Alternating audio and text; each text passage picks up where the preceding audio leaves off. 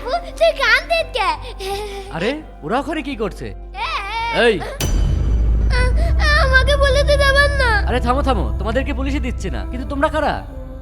Uncle আমরা এতিম। এতিম? হ্যাঁ আঙ্কেল একটু আগে পাগল বলবি না কিন্তু। তোর পাগল বলবো না, তোর দুলা ভাই বলবো নাকি? যা কিনতে যা।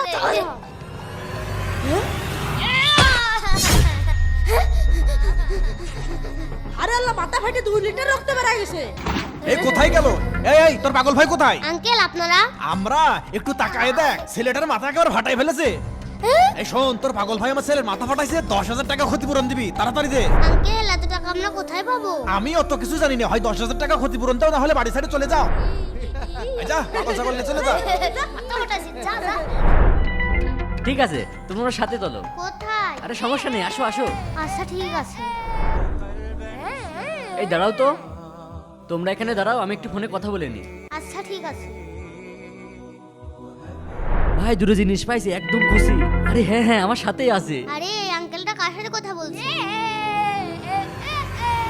আরে হ্যাঁ হ্যাঁ, দুইটা বিক্রি করলে তো 2 লাখ টাকা হবেই। আপু আপু ওলা টাকা। আরে হ্যাঁ হ্যাঁ, দুইটা বিক্রি করলে তো 2 লাখ টাকা হবেই। কি বলিস? তাড়াতাড়ি বলা। আরে আরে, ওরা কোথায় গেল? এ কি করলাম, সোনার হরিণ হাতছাড়া। আপু আপু এদিকে আসো। ঠিক আছে। মনে হয় উনি আর আসে না। আপু আপু, আমরা এখন কোথায় যাব? আরে কান্দিস না, আল্লাহ আছে, আল্লাহ আমাদের এক ব্যবস্থা করে দেবে। আরে ভাই কান্দিস না, ভাই কান্দিস না।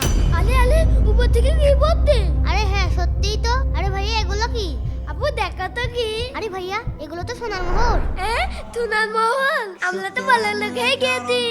বন্ধুরা, সোনার মোহর কোত্থেকে আসলো আর এরপরে জুনাইদের কি হলো জানতে চাইলে কমেন্টে পার্ট 3 লেখো।